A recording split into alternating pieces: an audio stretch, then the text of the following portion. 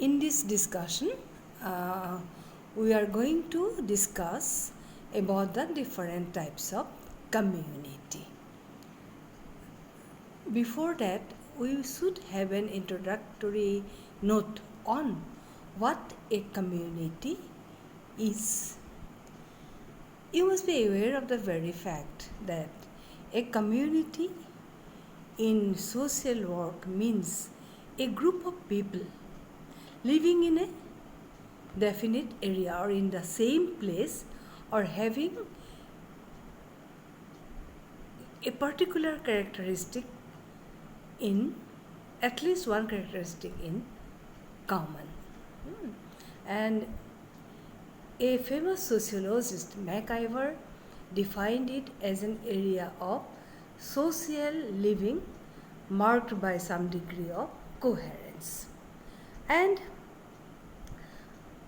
on the basis of that definition, which is accepted in the field of sociology and social work, and in the field of other social sciences, following are the basic features of a community, on the basis of which we can describe or we can decide if a particular group of people is a community or not.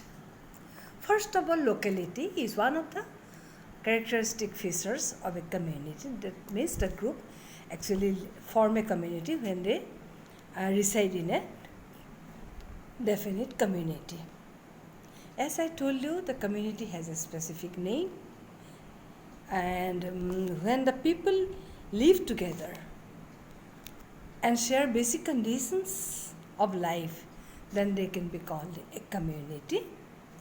And if a group is to be called a community, community sentiments must be there.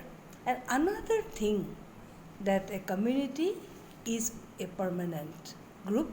It is not formed on the basis of,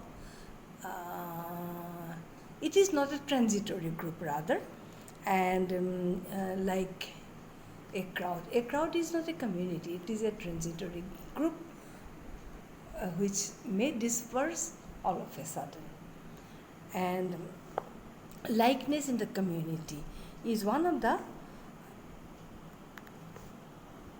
features of the community. Now, likeness means that people share same kind of culture, customs, language, etc. So, the community is a very significant concept in the field of sociology, social work, anthropology, and other social sciences. Now,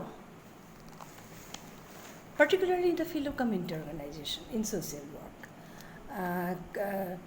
the main function of the community organization is community welfare, and usually it is considered a social work responsibility to do the welfare programs.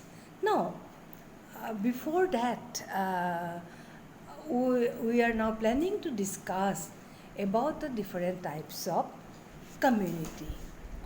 As we all know that as student of social work, different kinds of communities exist in the world, ranging from very primitive communities to the most advanced ones.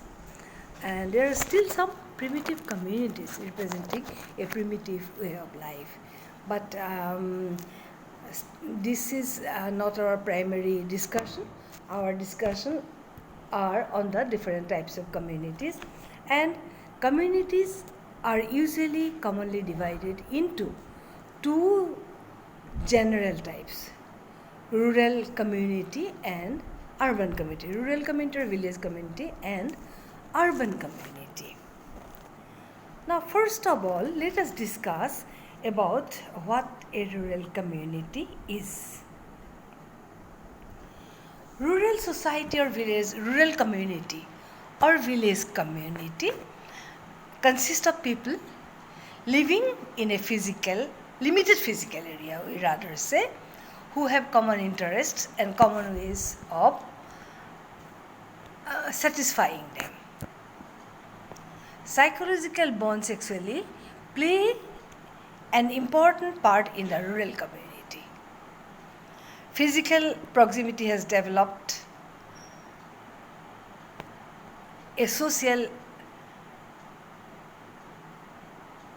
togetherness and has encouraged solidarity and mutuality. One of the famous rural sociologists, DeWitt, D-W-I-G-H-T, DeWitt Sanderson, his full name is DeWitt Sanderson, S-A-N-D-E-R-S-O-N, and he has stated in his book called Rural Community, he has stated that a rural community consists of people living on dispersed farmsteads and in a hamlet or village which forms the center of their common activities. Now, certain forms of rural community is social homogeneity. That means people are rural communities mostly homogeneous. Then there is dominance of primary relations. That means face-to-face contact among the members exists. Face-to-face relationship exists between or among the people. Every person knows every other, and hence everyone is interested in the welfare of all.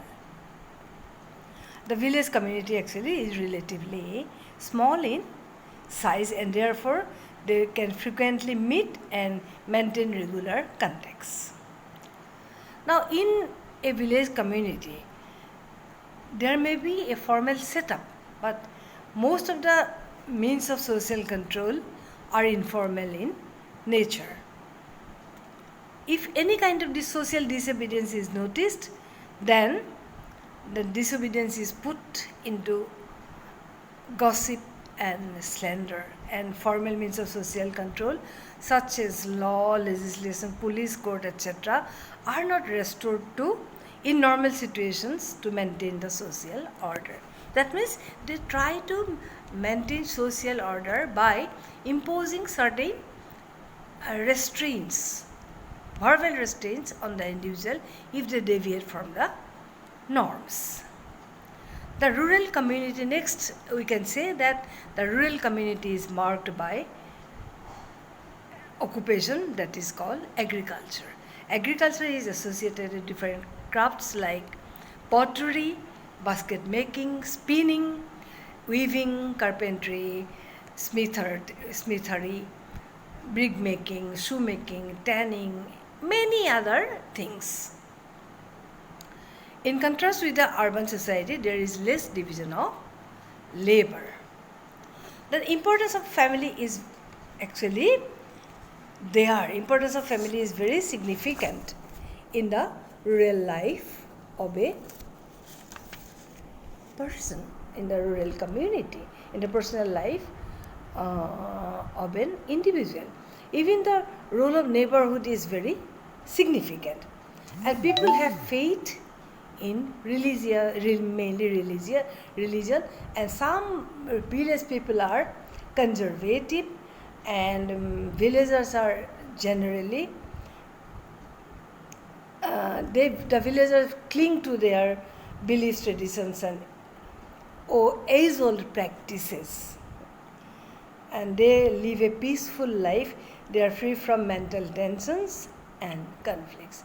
But lots of changes have taken place in the real life of the community, and we find that agricultural village, there are two types of village communities: agricultural village communities and industrial village communities.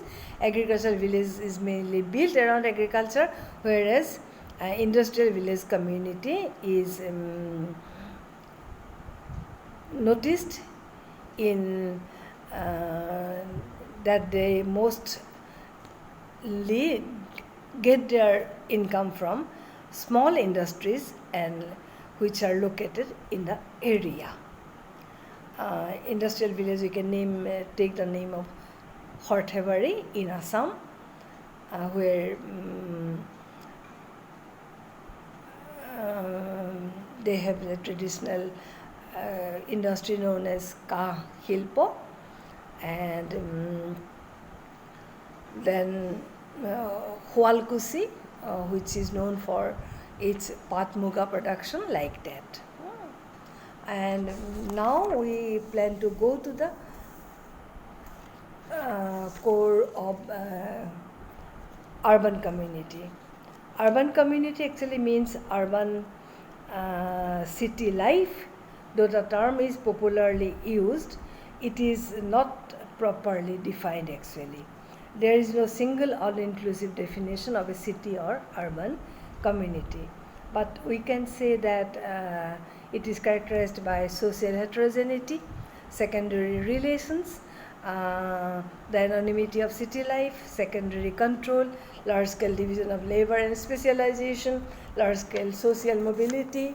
These are individuation or feeling of individual existence, voluntary association, social tolerance. These are some of the characteristic features of urban community. And one of the famous sociologists, his name is Herbert Gaines, and he has identified several types of urban dwellers, like cosmopolites. They are the students, intellectuals, professionals, etc. The singles, that means unmarried people, young unmarried people. Then they have also, he has included in the types of urban dwellers the ethnic villagers. Then he has included one particular group called the deprived and trapped.